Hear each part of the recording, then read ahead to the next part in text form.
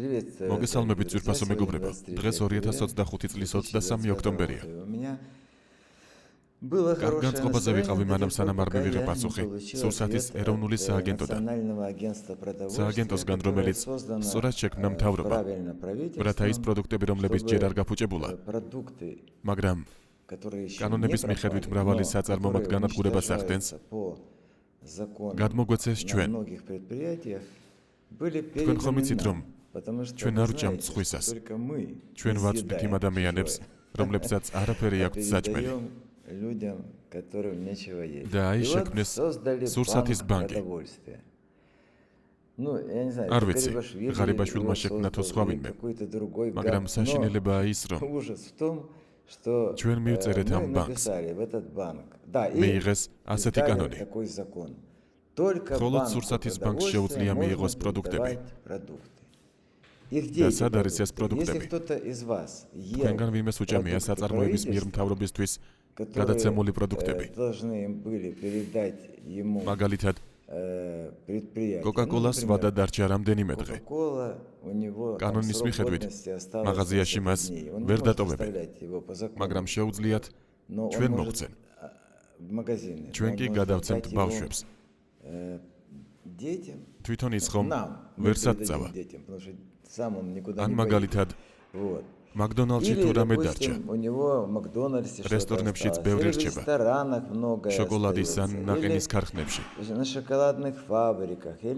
ადრე ჩემთან კიევში იმდენი რძის ნაწარმი გქონდა, რომ ნახევარი უკრაინის გამოკვებას შევწყებდი.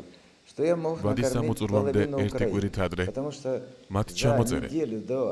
ეს არ ნიშნავს, რომ ჩვენ ვამცირებთ მოსახლეობის რომელიმე ნაწილს. რა თქმა უნდა, არა. მაგრამ ჩვენ გადავცემთ მაინც. ხოლო მათ სადმე აქვთ ეს ყველაფერი? ეს მესმის, საიდანღაც ჩნდებიან შუამავლები. აბა ხომ უნდა მოიპარო? საიდანღაც ოქროს საათები ან ნახატები ხომ ჩნდება? აი ქურდობის ერთ-ერთი ვარიანტიც. ძალიან ვთხოვ შინაგან საქმეთა სამინისტროს გამოიძიონ ეს შემთხვევა და გაგცემ პასუხი. ჩვენ ახლა სასამართლოს მივმართეთ, მაგრამ რად გვინდა ეს სასამართლო? სასამართლო ხომ ვერ დაუბრუნებს ნაძირლებს სინდისს? დაგვეხმარით, ვინც თვლის, რომ სურსათის ბანკი უნდა იყოს იმ ფონდის ფარგლებში, რომელიც ჩვენ ერთად შევქმნით, ეს თქვენი ფონდია. ასე ეწოდება, მაგრამ მალე სახელსაც შევუცვლით. შეგერგოთ. ოღონდ დაგვეხმარეთ, რომ ეს პროდუქტები მოგცემ. ჩვენ კი დავარიგებთ საქართველოს ყველა კუთხეში. მე ამაზე ფულს არ დავიშურებ. ყველა ბავშვმა უნდა მიირთვას ნაყინი და ნამცხვარი. ყველამ. ასე უნდა იყოს ყველაფერი. მაგრამ სინდისი არ აქვს. ვიმედოვნებ დილით უფალს გადაუხადეთ მადლობა სიცოცხლის ახალი დღისთვის. ნახავთ, ის მოგვიტანს წარმატებას. ხოლო საღამოს დაურეკეთ მშობლებს, ისინი ელიან თქვენს ზარს.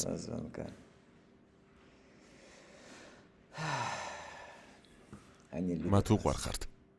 და სინამდვილეში, როდესაც ჩემს ასაკს მიაღწევთ, მიხვდებით, რომ უყვარხართ მხოლოდ ერთეულებს. დანარჩენები კი თვალთ მაგწობენ. წარმატებებს გისურვებთ და ყველაფერს საუკეთესოს.